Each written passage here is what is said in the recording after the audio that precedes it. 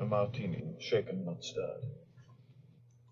I don't know how to put this, but I'm kind of a big deal. Houston, we have a problem. Do or do not. There is no try. Nobody puts baby in a corner. You're going to need a bigger boat. Keep your friends close, but your enemies close. I'm your number one fan. And here we go.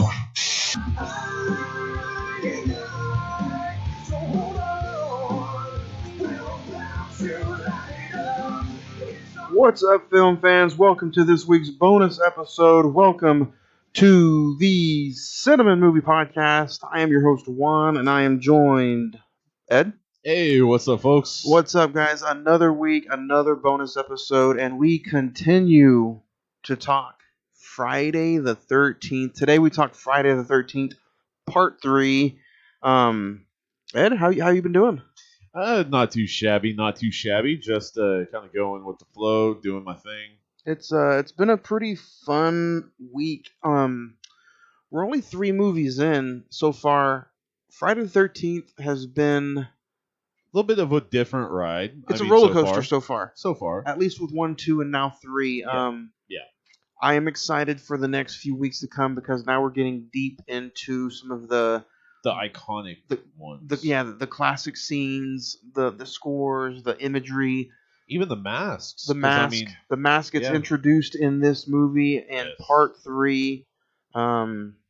But yeah, welcome to the bonus episode. If you guys are brand new listening to this podcast, every Thursday we drop a bonus episode and have been for the past 2 months now. We started off talking A24 movies, and now we send our focus onto Jason and Friday the 13th series. And then our bonus episodes are literally about like 45 minutes to an hour. Usually. Yeah. And we just get straight into the conversation and talk about the movie. Yep. If you guys have not heard our 2-hour episodes that drop on Mondays, you get a full spill of like entertainment talk, recent watches. We have a top 5 that drops every single Monday. So, thank you for joining us. There is only one thing I want to bring up that's kind of outside of this movie. I just learned this today. Sonny Chiba actually passed away. So, yeah, you know. Who's that? Sonny Chiba was on Kill Bill. Oh, yeah, okay. Yeah, the martial artist. Yeah. Legendary guy. And that's, you guys, this episode will drop Thursday evening. Yep. Roughly between 9 and 9:30. So if you're listening to this on a Thursday night, thank you. Or if you're listening to this Friday morning or this weekend, again, thank you. On our 2-hour episode, we just got done talking Shawshank Redemption. I know, right? This past Monday. Fun conversation. Go back and check it out in the archives as long as all of our other episodes. And I mean, don't get me wrong, go ahead and email us what you think, if you've ever seen it, if you've seen it because we, went and seen it. Email us to see what basically you think. Is it the greatest movie of all time? Is it one of? Is it kind of not your cup of tea? Do you think it's crap?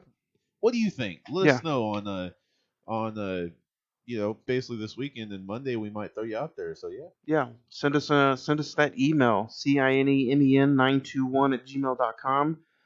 You can also find us wherever you listen to podcasts at. Yes. We are on Spotify, Anchor, Podbean, iHeartRadio, Pandora, Amazon Music, TuneIn, Deezer, Player FM, YouTube, and now thanks to the hashtag PFPN, we are on iTunes. So now you can find us through iTunes, through the Prescribed Films Network. Again, if you are on the Prescribed Films Network, go check them out. They have a bunch of awesome podcasts on there. That's prescribedfilms.com. And you can also find yours truly, the Cine-Men Movie Podcast, on that website as well.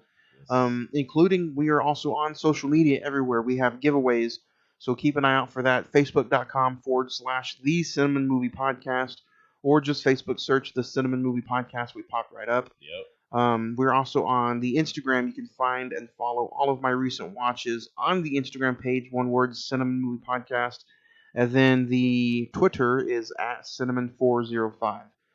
So, that being said, And I think if people are listening out there, well, we know people are listening. Yeah. Now they know how to find us and where to get to us. Let's dig into Friday the 13th, Part 3. Man, so okay, I want to talk about the theme for a second. Like, what the hell? Why did they go, like thriller on us and shit? Like, I'm not saying it's horrible. I dug it. I mean, this is No, I'm not saying it's horrible. I'm not saying that at all. I'm just like, and we'll play it at the end of the episode. But yeah, I kind of was debating whether or not to open up the episode with that or not. right? But we definitely will close it. It just kind of definitely a different take, especially on a lot of different horror flicks that don't really go kind of a pop funk kind of deal to their. They don't really throw that in with their usual theme. So this one did. So a little strange back in 1982. So yeah, kind of thought that was a little funky, a little weird, but yeah. Speaking of 1982, it had a release date of August 13th, 1982. With a budget of $2.2 million, and it grossed a little over $36 million at the box office. IMDb has it at 5.7 right now. Rotten Tomatoes at 6 at a 7%, and then the Metascore is at 30%. Damn. Yeah. Not much love. No. Which actually this one is also directed by Steve Miner. Yeah. So funny enough, Paramount had to actually give out around $8 and $10 million to actually have this shown in theaters, not to go ahead and convert it to 3D, but to have it shown in 3D at theaters. Because literally, some theaters back then were not equipped for it. Because this was the first movie ever to have 3D. This wasn't the first movie ever to have 3D, but this was the first Friday the 13th movie to have 3D. Right. Yeah. Yeah. But no, having revived from his wounds, Jason Voorhees takes refuge at a cabin near Crystal Lake. As a group of co-eds arrive for their vacation, Jason continues his killing spree. Thus enter Friday the 13th, Part 3. Which, surviving his wounds and basically rejuvenating from them and all that, that's the beginning of every movie. What? Right. I mean, dude is literally raised from the dead how many times? Not yet, though. Well, true, but, technically, I guess once, unless you count him as a wandering boy waiting for his mom to come home after she got killed. So, like we talked about last week, this movie opens up with the hashtag of Part 2. Yeah. And then I got to say that so far, out of all the first 3 movies, this is by far, it's okay. I would say better. Let me rephrase this. Yeah. I enjoyed Part 1 for what it is. I gave it a 9. Yeah. Part 2, I think I gave it a 6. I can kind of live without Part 2. Part 3 is a breath of fresh air. Yeah. Not kind of paying tribute to the original. In a couple of ways. But picking up and just kind of running with the ball. It really surprised me when we were getting ready when I was getting ready for this rewatch. I was surprised with how low the ratings were and how bad some of the reviews were. And a lot of fans actually like this one most because it does introduce the hockey mask. It does introduce the hockey mask. It also introduces some of his unique signature kills. And iconic weapons for that we'll matter. talk about. Not really introduces, but he uses it. Uses the machete more. Let's talk about the cast. Dana Kimmel, Tracy Savage, Richard Booker plays Jason, Terry Ballard, Gloria Charles, and I can't wait to ask you what you think of that opening as far as introducing the whole new, you get introduced to the Stoners, you get introduced to Vera. Well, I mean, first we start off, you're kind of forgetting the actual true opening. You're forgetting the old couple. Harold and poor Harold's Jason's mistaken for Harold out there, so that probably pissed me off even more. So he was like, you know what, this knitting needle, I'm gonna shove right through you. I understand this movie is 3D and it's made for 3D. Yeah. But to me, some of the scenes with pushing the broom handle into the camera. Some of those were a little too on the nose. Yeah. But I mean, they're wrong. They were really, really wanting to push the 3D thing.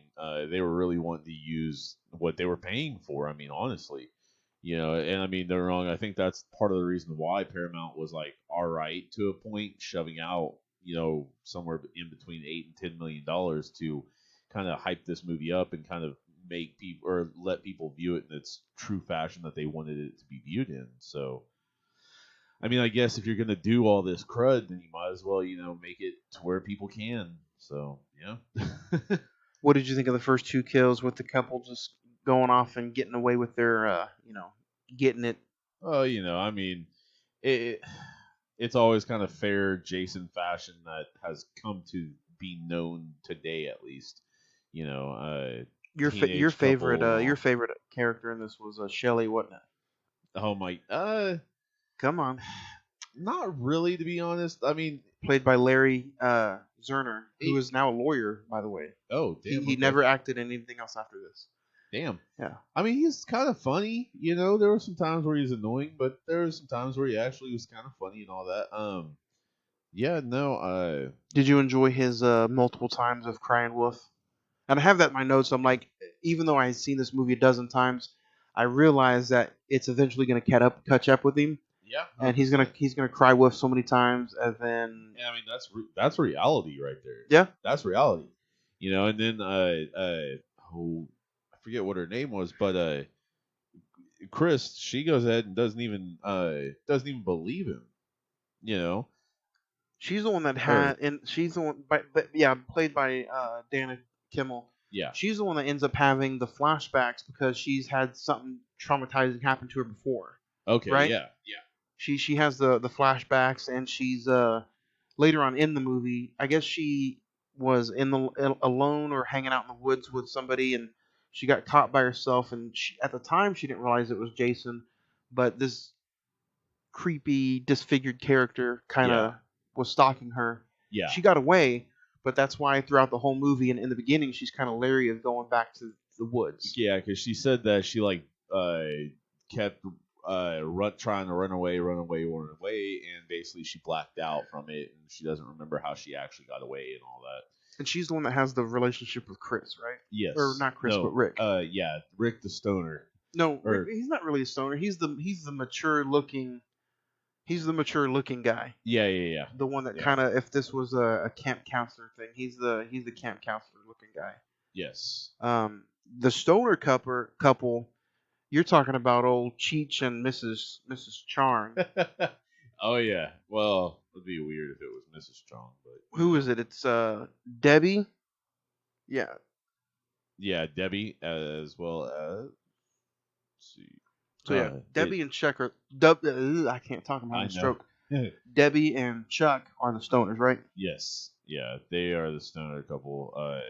And then you have Vera, who is the one who gets.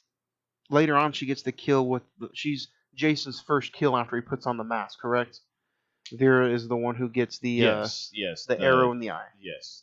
I gotta say, for a backwoods kind of, they kind of paint Jason to be kind of, and I'm more feeding into the second movie. They kind of paint him to be a backwoods hillbilly kind of guy. Well, yeah. That's last week. If you want to hear about Sackface and hillbilly Jason, go back and listen to last week. He was pretty damn good with that. Especially with having, some offset eyes and all that, with how the makeup goes and everything. He was pretty damn good with that thing from, probably 50 yards out. Do you think this movie is as bad as the critics and everybody gives it? Not necessarily. Because, 7%, that's kind of harsh from Rotten Tomatoes. No, that's pretty fucked up. That's why we say # fuck Rotten Tomatoes. Yeah, they're... But IMDb have at least given it a watchable rating at almost 6. They're giving it 5.7. And then you've got 30% on the meta? 30% on the so meta. I was just like, damn, okay. So everybody's kind of in between, but that's the thing. That's why I don't really. I know we've done that for years as far as the # fuck Rotten Tomatoes, but literally that's why I feel like I've never paid attention anymore to Rotten Tomatoes. Yeah. I even deleted the app and deleted the Flickster app because every time they would say a movie is that bad, and it's usually always horror movies. Horror movies always get trash ratings unless it's something like that's just overly popular. Yeah. But like horror movies in general just always usually get very, very bad ratings.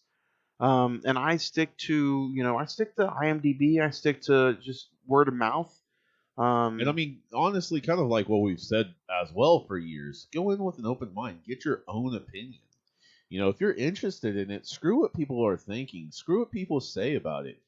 I mean, I've had some bad experiences like that, so I will go ahead and say that. But you know, even I have to admit, and I think you can admit as well, that since we started this podcast or looking at movies a different way, since we watch them as we're getting ready to like dissect into them, is that how we like to call it? yeah, Man, I look at things so much different now. yeah.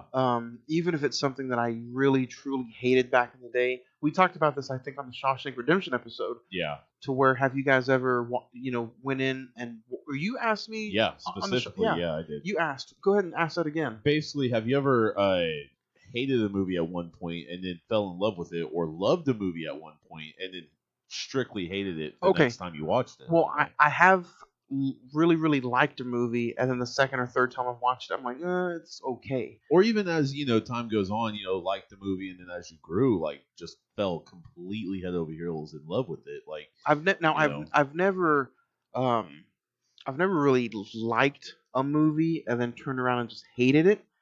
Let me reverse that. I have hated a movie and then watched it, and I haven't fell in love with it, but I'm like, you know what? I like this movie. And see, that's me with Scott Pilgrim vs. the World. I thought it was a dumb fucking thing when I first watched that damn thing. And then all of a sudden, like 5-6 years later, I was like, you know what? This ain't that bad. It's all right. The story's not bad. And I know it's got a cult following of its own, but we're not talking about that. We're talking about Friday. But at the same time, it's just kind of a crazy thing. Well, you know what? It's a great comparison because these movies, whether you're a horror fan or not, I know a lot of horror fans that can't stand these movies. Yeah. And then I know a lot of horror fans that are like, you know what?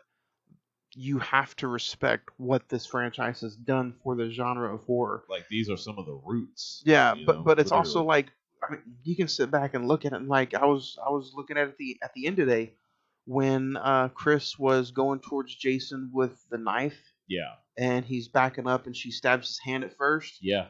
And you hear him grunt. Dude, I know. And then you hear, and then she stabs his knee. Yep. And this is near the end of the movie. Yeah. But you still hear him like grunt. Yeah.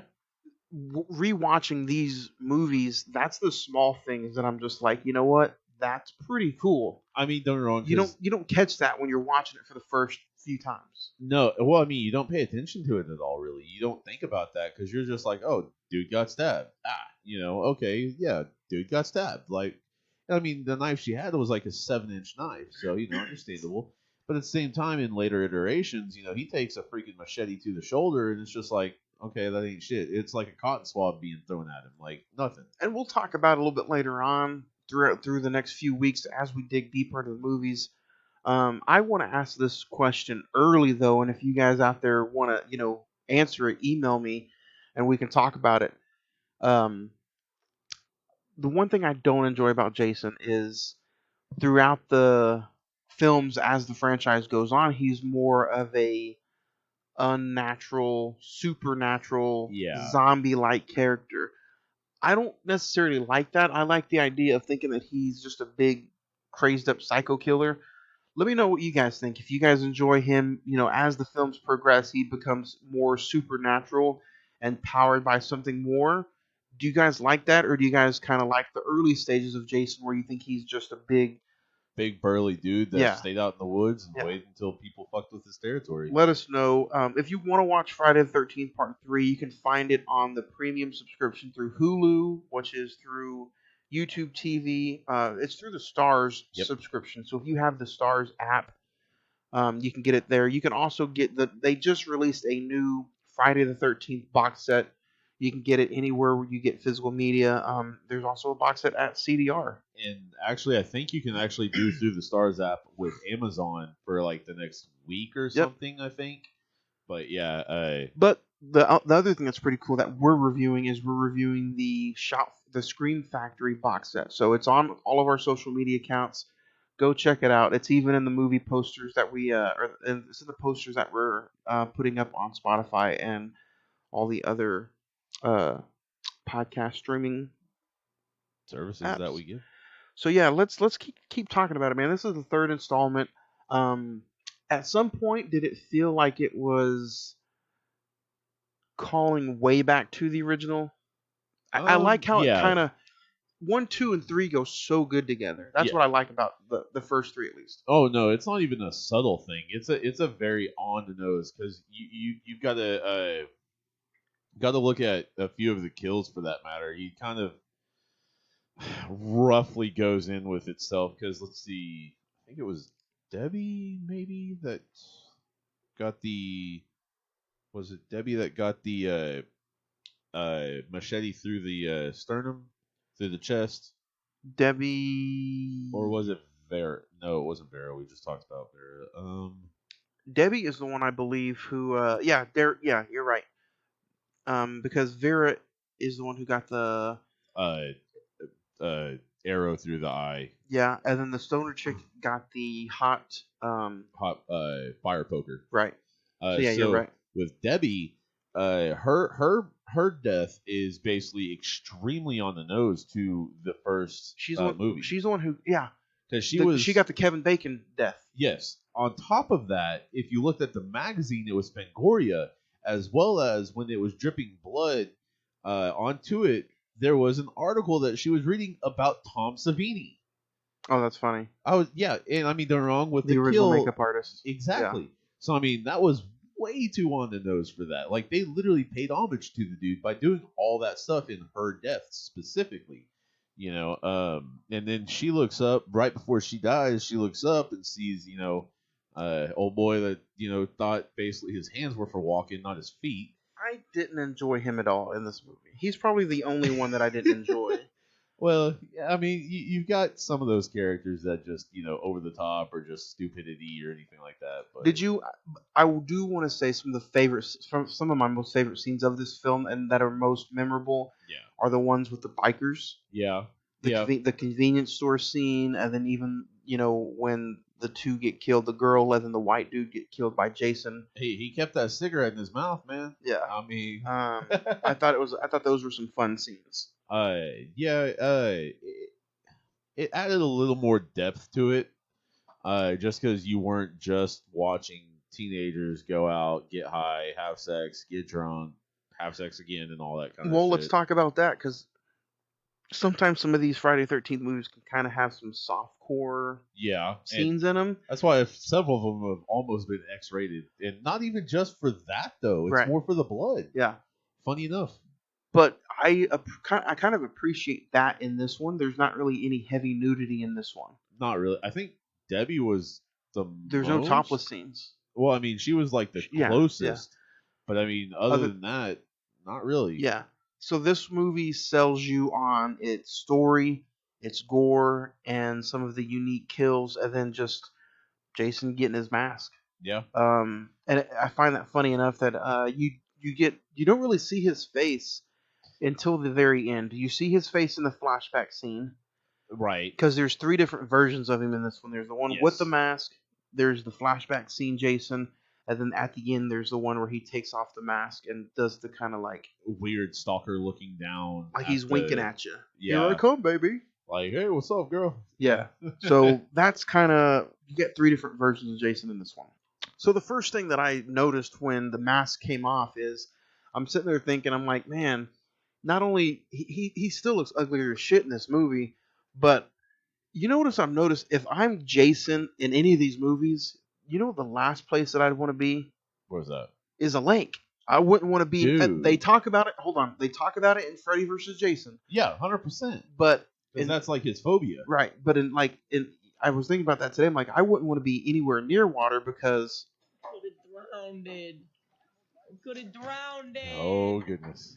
I gotta put that hashtag Gilbert Grape scene in there. But yeah, he could have drowned. He could have like relived that all over again. But I'm glad they kind of don't do it yet, because then that would have been like too easy. Oh, let's just push this big sumbitch in the water. Oh, I mean, don't get me wrong. That's kind of apparently the way he actually died was he drowned. So I mean, it's kind of a thing, later on in films, more specifically like you just brought up, Freddy vs. Jason, which we're going to talk about. Yeah, that his fear is drowning as well as big bodies of water. Speaking of Freddy, go check out our guys over at Friday the 14th podcast. I know I say this is an ad-free show, but we're going to throw them out some love anyway. They're talking about Wes Craven's New Nightmare, and we've talked about it too. I think it's a great movie, so I can't wait to hear their thoughts on it. As we're talking right now, I think their episode is being uploaded now as we speak, but nice. I can't wait to listen to it. So I kind of find it funny this week. We're talking about Jason, they're talking about Freddy. So go listen to their episode. Wes Craven's New Nightmare, available on everything Friday the 14th podcast. Find them on iTunes, Spotify, wherever you listen to podcasts at, and check out their social media at Friday the 14th podcast. Some great guys over there. Can't wait. But no, I think as far as our film goes, Friday the 13th Part 3, I really enjoyed this one more than I thought I would. There you go. And, you don't get to see Jason in the mask. I think it's like literally an hour in and 3 seconds. Oh, shit. I did some digging. There you go. But I mean, still, no, because he gets it kind of like what I was talking about last week. He gets it from Shelley, for that matter. He basically takes it off of him, and it's my shit. Which apparently, so I guess there were two different kinds of masks that they used, because I watched basically like coming up with the mask, a little thing on YouTube, and apparently one of them was like a leather mask, and the other one was a clear mask with red like tapes or whatever on the front of it and all that. And apparently one of the crew had randomly, I guess some of them played hockey, and one of them randomly had a fucking hockey mask and was like, put this on the son of a bitch. Maybe that'll be better for it. Isn't that weird that some of these iconic, just like horror masks that we know, the Michael Myers is just the random William Shatner mask painted white because they didn't have no money. And then this one, one of the crew guys has a hockey mask. Put that on it. Randomly, because they just play hockey on the side. Like, the fuck? Yeah. No, and I mean... Speaking of hockey... Uh-oh. And they randomly play... Did you see the picture that I posted of Clerks 3? Yes. Of the crew down at the bottom? I seen that a couple days ago. A couple days before. What did you think? I'm liking it. Obviously, so... she is basically part of the movies crew still, because she has movies on her. They are quick or quickie groceries. Yeah, they're like a convenience store. So they've all kind of came together. He came from the one younger guy came from movies over to the quick groceries. So I'm really interested. And I just hope they do it right.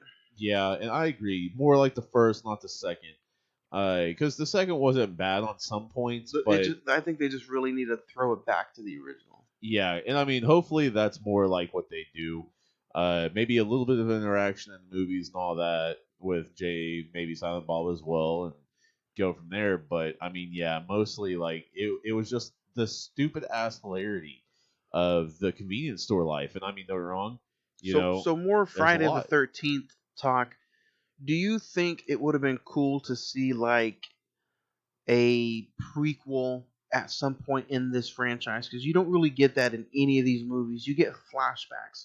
But I'm talking about maybe like a Motel Bates kind of vibe with Jason and his mom. Kind of basically like, Jason going around and, kind of, everybody. Have you seen Leatherface? Where, No. Where, you see his teen years, and then you see how demonic his family was. That's what Leatherface is about. And I kind of wish maybe there was something like that with Jason. Yeah. I know, you don't need every single backstory in movies, but you've done 12 or 13 of these movies. It would be nice to see just a prequel. You're milking the cow freaking dry already. Yeah, so might as well throw something fresh. Yeah, a little bit of cream on top of there. But I mean, yeah, that wouldn't be a bad idea, I don't think, personally. Because, seeing Jason just run around, kind of his carefree little self and all that. And then, dirty little camp counselors doing what they do, and then how did 'Cause- Jason Small react to it at the time? So, Really, again, you got to call back to Freddy versus Jason. You get a probably about Small. a 5-minute clip of him as a kid. Yeah. What did you think of Shelley's death? We're talking about Shelley. We're talking about Jason getting his mask. I gotta say, I enjoyed seeing the makeup of him getting Yeah. his throat slashed. I thought that was a perfect throat slash scene. Well, I mean, and then you go to where he goes to the house, and he's basically like, or she's, she just looks at him and she's like, okay, dude, whatever. Even shines the freaking lantern right up to his neck, and it's just like, dude, nice makeup, yeah, but come on, man. And dude, well, movie wise, is actually sitting there and he's like dying. You think there's any? I was sitting there thinking about this. This may be me thinking too much about a movie, but Shelley is holding his case at the beginning of the movie, Yeah. and they're like, "What do you have in there?" And he's like, "His whole life," and it's just like props, it's makeup, it's stuff that he pulls pranks on. I'm sitting there thinking, I'm like, do you think this is kind of like an apologetic scene to the original makeup artist from the original one? Because, that movie kind of was his whole life. That was his big break. And then I guess him and Steve Miner kind of had like a fallout. Yeah. This movie really felt like almost they were trying to apologize to him. And on top Is of that that, me looking too much into it? no. Oh, well, I mean, don't get me wrong. They've both gone on the record saying that they didn't have a fight. Right. But it's kind of like, okay, that's kind of bullshit. But I think it had more to do with money. Probably. But I mean, either way, yeah, I do kind of agree that they did make some nods towards him, quite a few different nods towards him, for that matter. And I mean, And he's a great makeup artist. Oh yeah, no. He's got a lot of he's renowned for a lot of different things. So yeah, I mean, it takes a minute to actually get there, but yeah. But I mean, whether it was, whether it wasn't, either way, there's some subtle, there's some heavy nods towards the guys. So yeah, there's literally ones that are directly on the nose. So what did you? And I know he's not the only character in this, but a lot of the memorable scenes does have Shelley in them. Yeah. So more of them, yeah. To kind of sit there and say that he didn't do anything really after this, I'm kind of shocked to see, because he's I thought he was one of the better actors in the movie.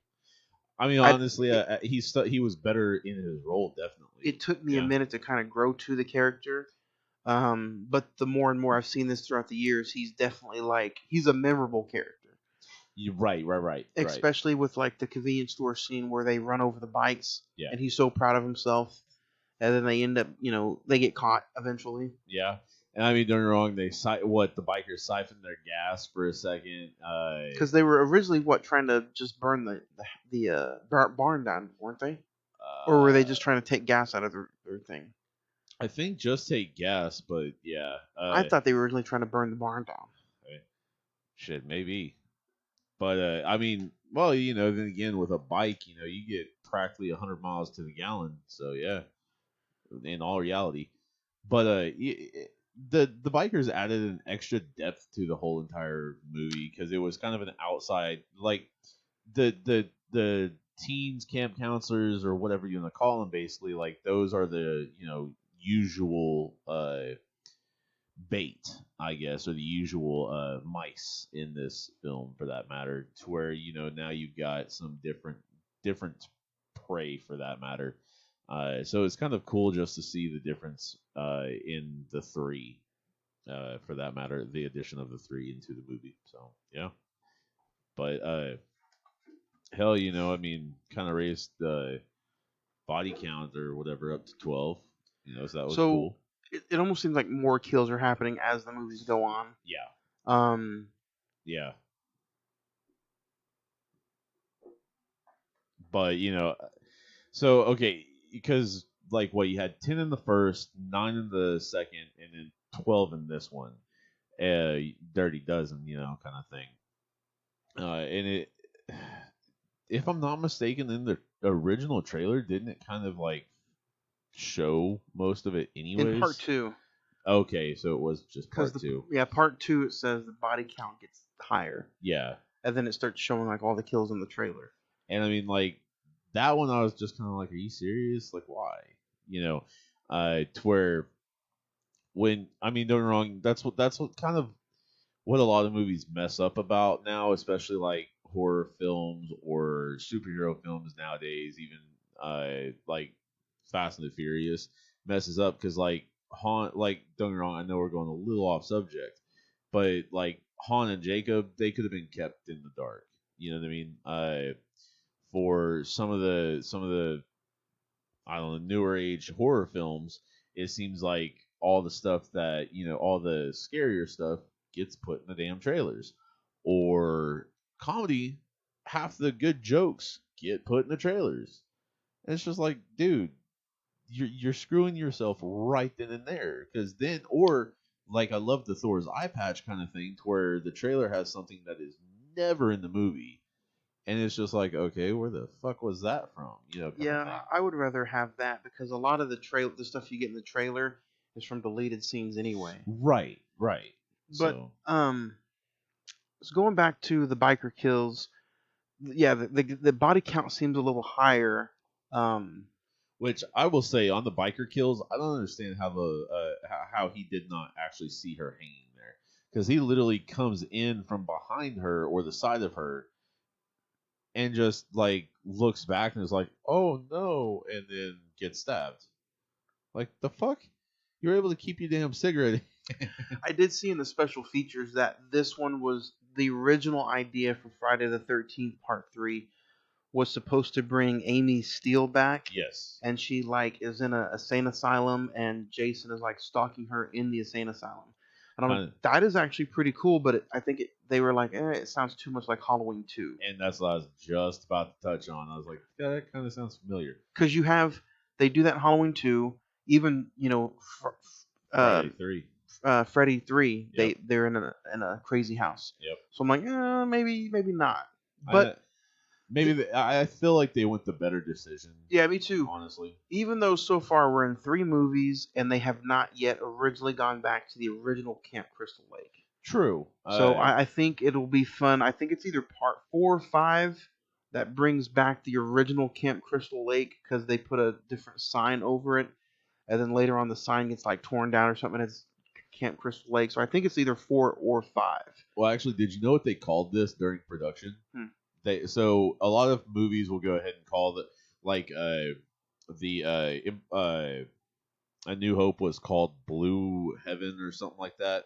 This one was called Crystal Japan throughout production to throw fans who were trying to see where the set was and all that stuff, or that makes different sense. people like that. Yeah. And I guess because of one of the earlier stars had a stalker for a bit, and actually some of the stuff actually did happen in this one with that.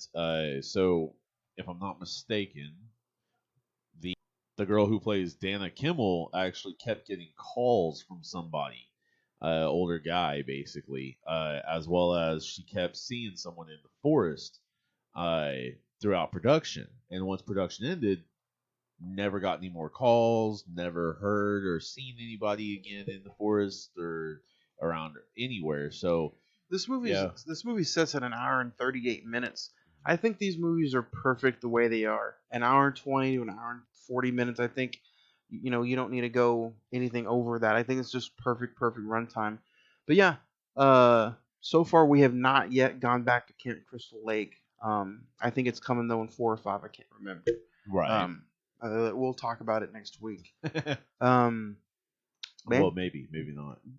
Who knows? We'll see. Do you have any favorite kills from this movie? Or if you had to just name one, what would be your favorite kill from this movie? I would say probably Vera Sanchez's death, the bolt through the eye or the arrow through the eye or whatever.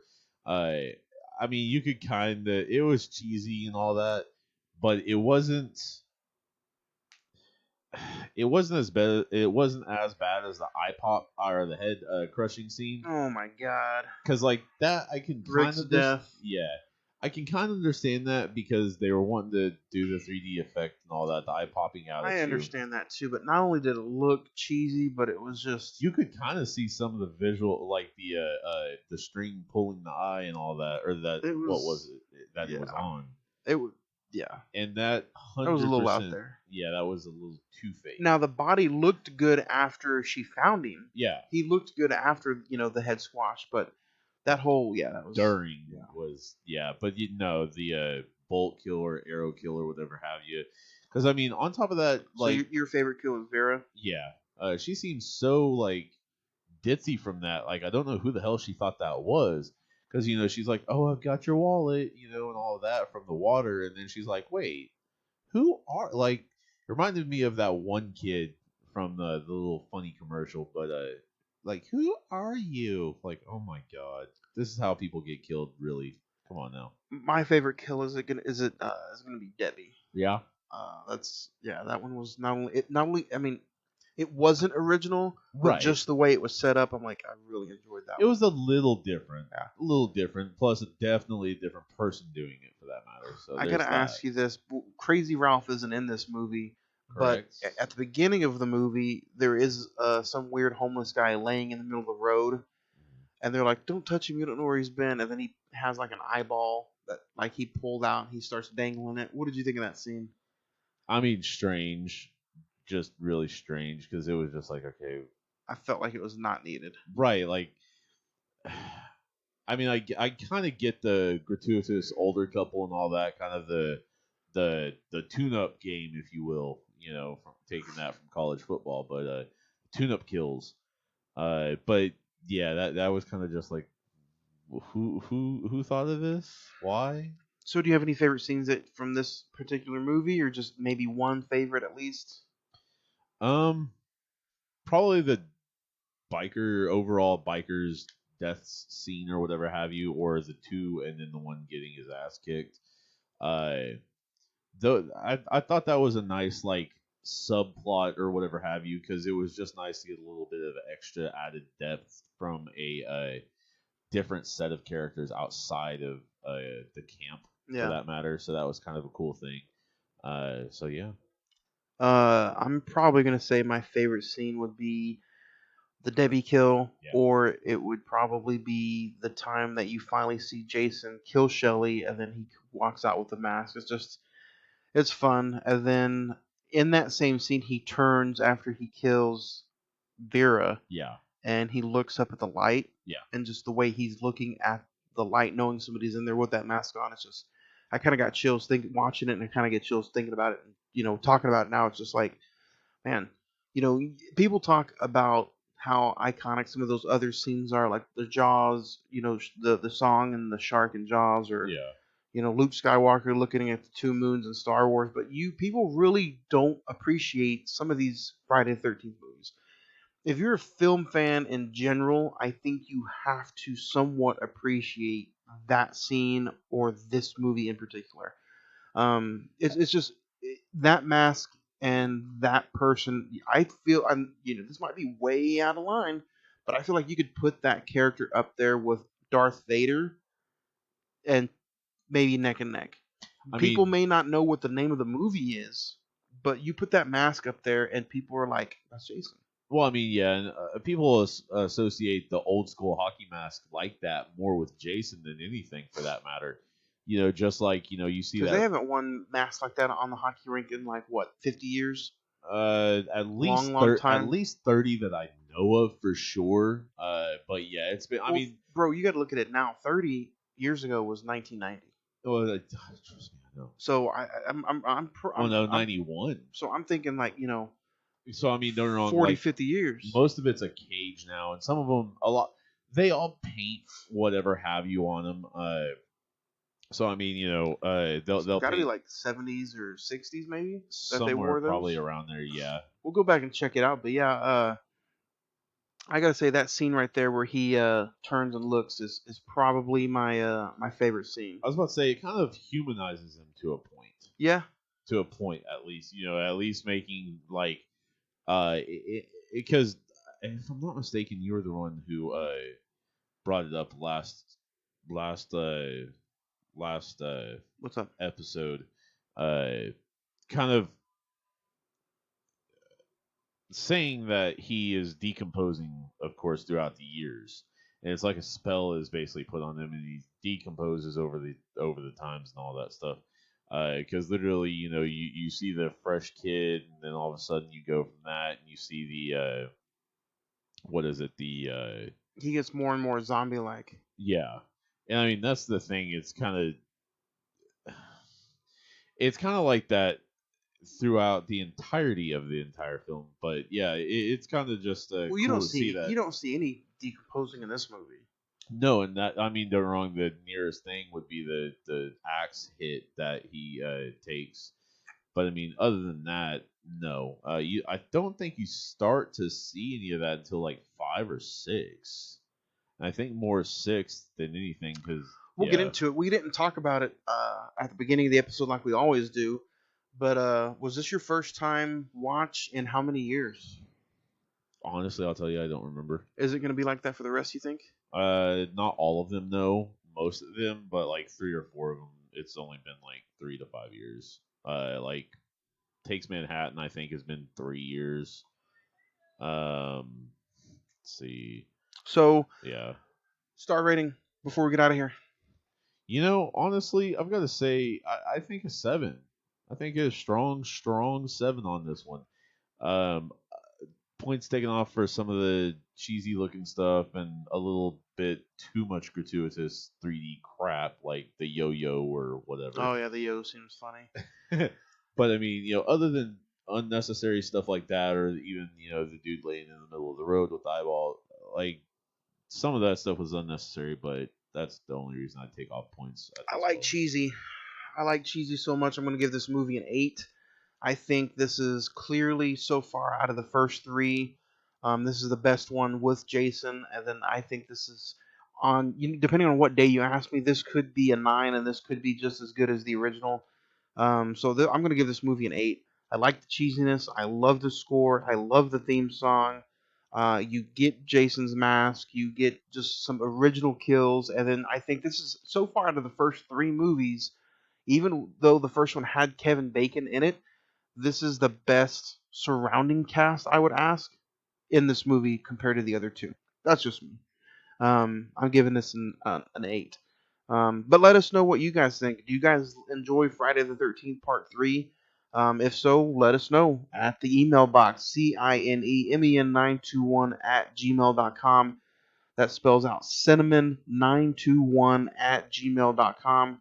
We will read some emails over the episode on Monday, August 23rd. Ed, Monday we're talking Matrix Reloaded. Yeah. Are you excited? Have you rewatched it yet? Yeah. I honestly, I know the plot without even rewatching it this time either way. But yeah, I've rewatched it this time for it. But yeah, can't wait to go ahead and see y'all's thoughts and understand what y'all like, don't like, or love about it, whatever. All right, so Monday, August 23rd, we talked The Matrix Reloaded. Ed, are you excited now that we got this one, in the books? Are you excited for Part 4?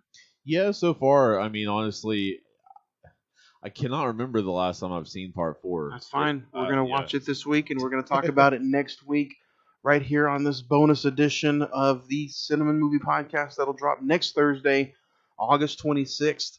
Until The Matrix Reloaded, Ed, do you have anything else you want to get off your chest?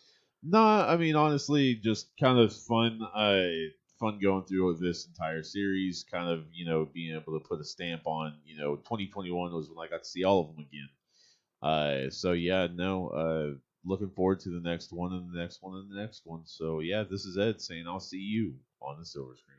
Go check them out. Friday the 13th. We're talking about all of them. We're talking about Part 4 next Thursday. But check out The Matrix Reloaded as we will talk about that on Monday. Until then, guys, this is Juan saying we will talk to you next week as we talk Friday the 13th, Part 4. Don't forget to go check out Friday the 14th podcast wherever you listen to podcasts, as they are talking a Wes Craven's New Nightmare. So go check it out. Monday, Matrix Reloaded, Cine-Men Movie Podcast.